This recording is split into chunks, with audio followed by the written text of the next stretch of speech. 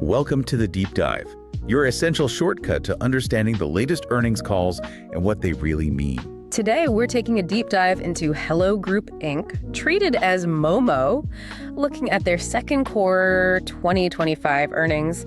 And it's a really fascinating look at a company navigating some pretty significant shifts. Definitely. They're expanding globally, but also facing some, unexpected challenges back home. That's right. Our mission today, as always, is to cut through the numbers, the management talk, and really pull out the most important nuggets of knowledge for you. We'll hit the results, get into the story behind the quarter, and think about what it all means for the broader investment landscape. And you'll see why the market had such a strong, maybe even volatile reaction. Oh, absolutely.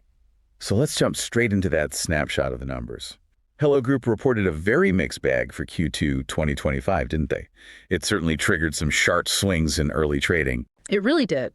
On the earnings front, their GAAP EPS, that's earnings per share under generally accepted accounting principles, it came in at a loss, about -$12 per ADS. ADS being the American Depositary Share for trading in the U.S. Exactly. And that -$12 was a huge miss compared to the consensus estimate, which was actually positive $0.29. Wow, quite a gap. Yeah, and even non-GAAP EPS, which strips out some one-time items, that was also negative at around 0.8. So yeah, definitely in the red on profitability. But interestingly, the revenue figures told a bit of a different story. They did. The company posted about $365.8 million in revenue. That was actually a slight beat, maybe 1% or so against the consensus. Okay, so slightly better than expected on the top line. Right, but still represented a 2.6% decline compared to the same quarter last year. So, profitability shock, but revenue held up just a little bit better than feared. And the market reaction? Well, the market's immediate feeling was definitely focused on that EPS miss. Shares traded down sharply in pre-market trading, around 12.6%. Ouch. Yeah. And trading volume absolutely spiked, more than double its 3-month average. It recovered some ground later, but that difference between the revenue beat and the big profit miss certainly got investors talking. Okay, so to really understand what's going on with Hello Group, we have to start with that bombshell, really, that hit their Q2 numbers. This huge one-time tax charge. You've nailed it. That's the most pivotal factor here. The main reason for that GAAP EPS loss was a significant one-time withholding tax accrual. We're talking RMB 547.9 million. RMB, the Chinese currency. And in dollar terms. That's about 76.5 million US dollars. This single non-recurring item basically flipped what would have been a positive quarter into a net loss on paper. So what exactly happened? What was the catalyst for such a big, unexpected charge? Well, it stems from a change in interpretation by Chinese tax authorities. They essentially reset the withholding tax rate from 5% to 10% on dividends that get distributed from Hello Group's mainland China, WFOE. That's their wholly foreign-owned enterprise in China. Exactly, that structure. Right. When it sends dividends to its Hong Kong parent company. And the crucial part, the real kicker, is that this wasn't just applied going forward. It was retroactive. Bingo, applied retroactively. It covered profits from 2024, the first half of 2025, plus undistributed earnings from even earlier periods. The company mentioned they'd previously followed what they saw as common industry practice at 5%, and those filings had apparently passed routine reviews before without issues. Okay. And if you take out this massive one-off adjustment, what would the actual operational profit picture have looked like for the quarter? Management was very clear on this. They said, excluding this special item, their non-GAAP net income would have actually been positive RMB 451.9 million. So positive. And how does that compare? That would have been up 1% compared to last year and up 12% just from the previous quarter, Q1. So a much healthier picture operationally. Right. They emphasize it's a one-off, doesn't reflect future operations, though they've obviously complied now and will use the 10% rate going forward. But, for investors, a one-off is still real cash going out the door. The bigger question, I think, is this just a Hello Group thing, or could this be a sign of wider tax scrutiny for other Chinese internet companies? That is the multi-million, maybe billion-dollar question, isn't it? According to management, based on their talks with advisors and the authorities, they believe the scrutiny is not unique just to them. Interesting. They suggested their original 5% approach was, common practice. So if they're right, other companies with similar structures, this WFOE sending dividends to a Hong Kong parent, especially in the China internet space, they could potentially face similar retroactive reassessments. That could be a really significant development then. Adds a whole new layer of risk or uncertainty for the sector. It certainly could. Something investors need to keep an eye on for sure. Okay, that gives us a lot to think about beyond just Hello Group. Let's pivot now to revenue. You mentioned it was a slight beat overall, but the trends underneath show this fascinating split, almost like two different companies. That's a great way to put it. Total revenue for Q2 was RMB 2.62 billion, like we said, down 3% year over year, but actually up 4% from Q1. So there's some sequential recovery happening, especially driven by international. Right. So let's unpack the domestic side first.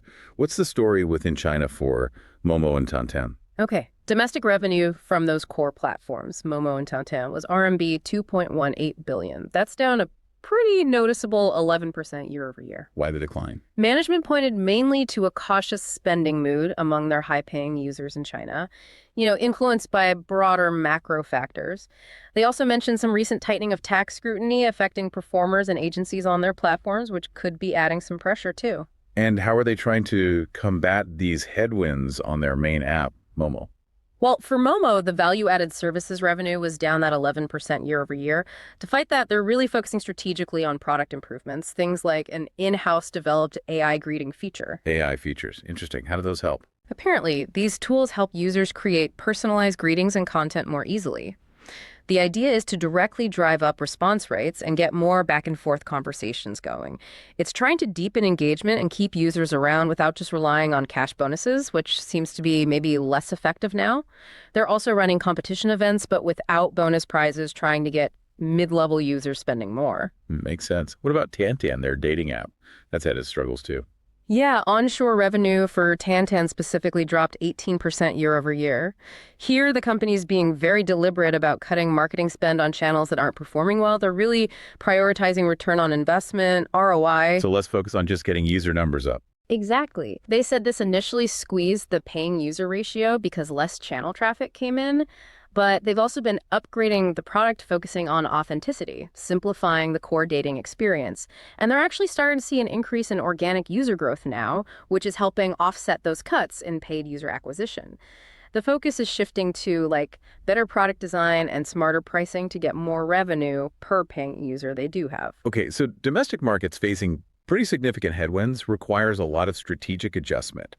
But then there's the overseas story. This seems like where the real excitement is. Absolutely. This is where it gets really interesting. Overseas revenue just surged. It hit RMB 442 million. That's an incredible 173% increase year over year. Wow, 173%. Yeah, and it was also up 7% just from Q1. Overseas now makes up 17% of the whole group's revenue. That's way up from just 10% a year ago. It's clearly a huge area of acceleration and central to their diversification plan. What's driving that massive international growth? Where are they finding success? A lot of it came from their audio and video social products, mainly in the MENA region, Middle East, and North Africa. Apps like Soulchill, Yahaland, and Amar are leading the charge there. What are they doing right with those apps? Well, for Soulchill, they optimized chat rooms, which boosted both paying conversion and how much users spent. For Yahaland and Amar, they have local teams driving growth, optimizing features, and using a smarter, paying, user-focused approach to acquiring new users. And it's not just social entertainment. Their dating products run by the Singapore team, including Tantan International, are also adding significantly. And they made an acquisition too, right? They did. They recently bought the dating app Happen. They see untapped potential there, especially in the European market. That's a lot of expansion, a lot of growth. How are they managing it? Are they just chasing growth at any cost, or is there discipline? Management talked about what they called a prudent model. They're trying to balance that rapid growth with profitability. That means optimizing user acquisition costs, really focusing on ROI, even if it means maybe tapping the brakes a little on expansion sometimes. So controlled growth. Kind of. For instance, they mentioned they deliberately slowed down marketing spend for Soulchill in Q2 when the cost to acquire each new user got too high too fast. Because of this discipline, they expect overseas growth to moderate a bit in Q3, maybe around 60% year over year. Still very strong, obviously. Still huge growth, yeah. But then they expect it to reaccelerate in Q4 as their ROI efforts pay off and newer brands start contributing more. It feels like a pragmatic way to scale things up internationally. Okay, so strong overseas growth, but disciplined.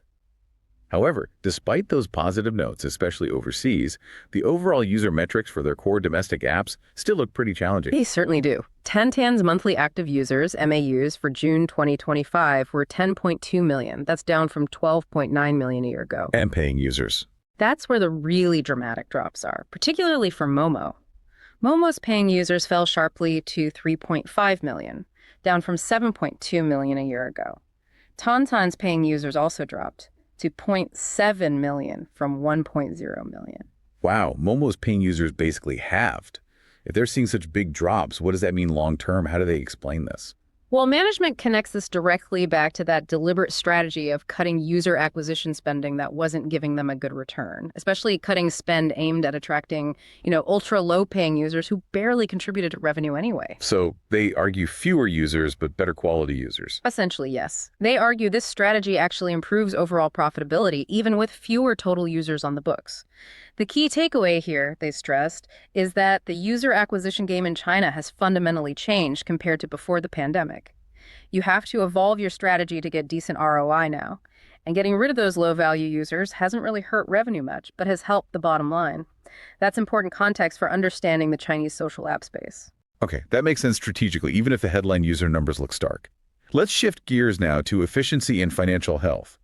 Beyond revenue and profit, how's the business actually being managed day to day? Pretty tightly, it seems. Non-GAAP operating income was RMB 447.7 million. That gave them a margin of 17.1%, which is just slightly down from 17.7% last year. They've kept strong cost discipline. So, Well, R&D costs were down 4% year over year, mostly due to optimizing personnel. It stayed stable at 7% of revenue. Sales and marketing costs also decreased year over year for their mainland China businesses, although that was partly offset by more spending overseas. Overall, it held steady at 13% of revenue.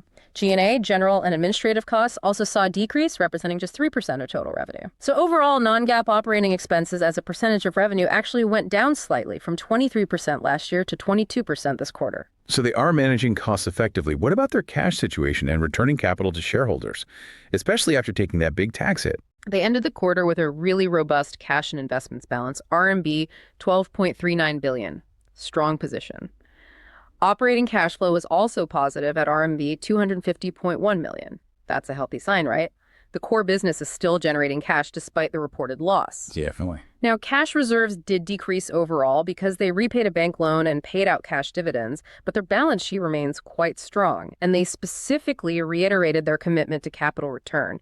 They've already repurchased almost 49 million ADS for over $300 million. That's significant. Yeah, and they still have a substantial $185.8 million left in their current buyback authorization, so they have firepower to continue supporting the stock. Okay, looking ahead then. What's the guidance for Q3, and what should we expect for margins for the rest of the year, given all these moving parts? Right. For Q3 2025, Hello Group is guiding for revenue between RMB 2.59 billion and 2.69 billion. If you look at the year-over-year comparison, that implies anything from a 3.2% decrease to maybe a 0.6% increase. So basically, a flattish to slight decline trajectory for the group overall is what they're signaling. And how does that break down between domestic and overseas?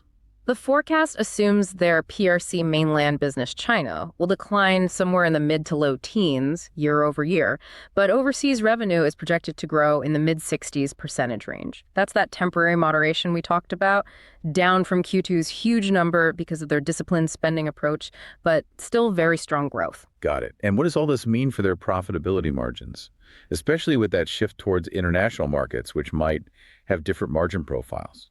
Good question. The gross margin for the full year 2025 is now expected to land closer to the lower end of their previous guidance, which was 36-37%. That's down from 39% in 2024. Why the pressure on gross margin? It's due to a couple things. First, they've had to slightly raise the payout ratios for domestic agencies, basically. The performers and their agents get a slightly bigger slice of the pie now, partly to adapt to the new tax environment.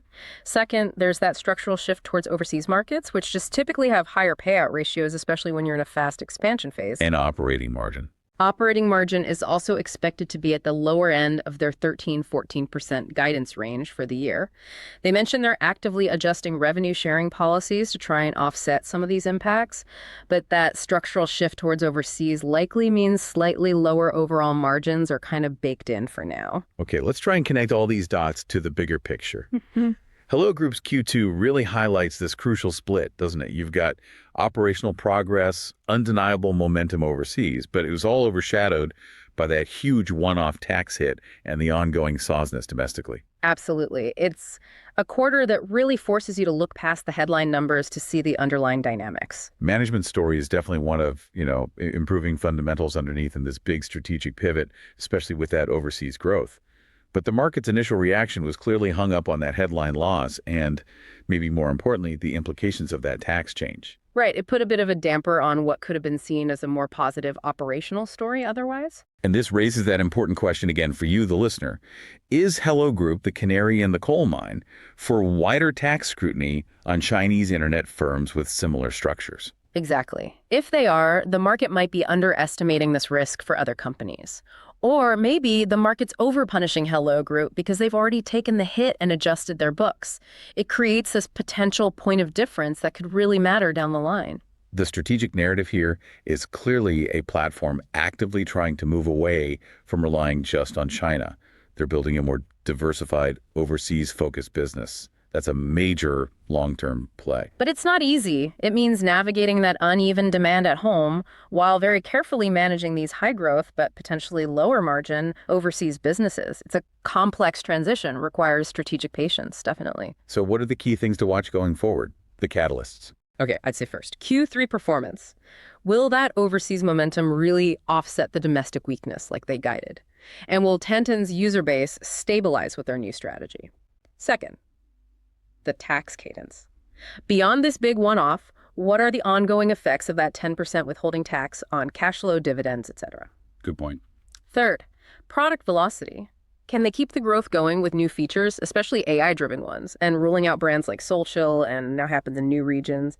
And finally, fourth, the macro and sector beta.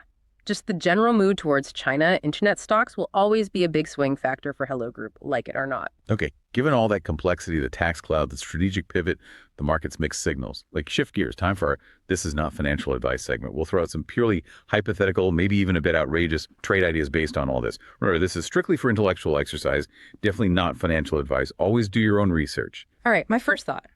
How about a pair trade? Specifically, going long Momo, while at the same time shorting a basket of other Chinese internet content or social platforms. Okay, why that structure? The thinking is this. Momo has already taken that big one-time tax hit. They've adjusted their accounting. You could argue they've kind of de-risked that specific unknown. Meanwhile, other companies in the sector with similar structures might still have that shoe waiting to drop, right? Plus, Momo's strong cash balance and their ongoing buyback plan could give them a relative floor compared to peers still facing that uncertainty. Interesting way to play the sector-wide risk. Okay, my second idea builds more on the volatility we saw right after the earnings came out. You could look at selling out of the money Momo puts. Selling puts, okay. What's the rationale? Well, that initial pre-market plunge was pretty steep, wasn't it? And it was largely driven by that tax event, which management insists is non-recurring, at least the big catch-up part. Yes, domestic user numbers are down, but the company seems disciplined on ROI, they're controlling costs, and that overseas growth is undeniably strong. So the argument is the market might have overreacted initially. Selling puts implies you believe the stock isn't likely to fall significantly further than a certain price level, and you get to collect the premium if it stabilizes or bounces back from that knee-jerk reaction. A volatility play, essentially betting the worst of the tax news impact is priced in. Plausible. Exactly. Okay, that wraps up our deep dive into Hello Group's Q2 2025 earnings. It was definitely a quarter defined by that significant, although apparently one-off, tax event that kind of masks some really interesting operational shifts and that clear strategic pivot towards international. Yeah, the company is clearly executing on that pivot. Moving towards international markets, being disciplined on costs, focusing on profitable growth, even with those domestic challenges. The moves into AI features and acquisitions like Happen show they're looking ahead. We've covered the headline numbers, the nuances of those split revenue streams, the huge impact of the tax adjustment, potential implications for the wider market, and some key things to keep an eye on. And as always, please remember, everything we discuss here on the deep dive is purely for informational and entertainment purposes. It should absolutely not be taken as financial advice. Please do your own due diligence. Consider all the factors before making any investment decisions. We really encourage you to think about that long-term strategic direction Hello Group is taking, diversifying away from relying just on China and those potential industry-wide implications of that tax ruling for other Chinese internet companies. What stands out most to you from this call? Lots to think about.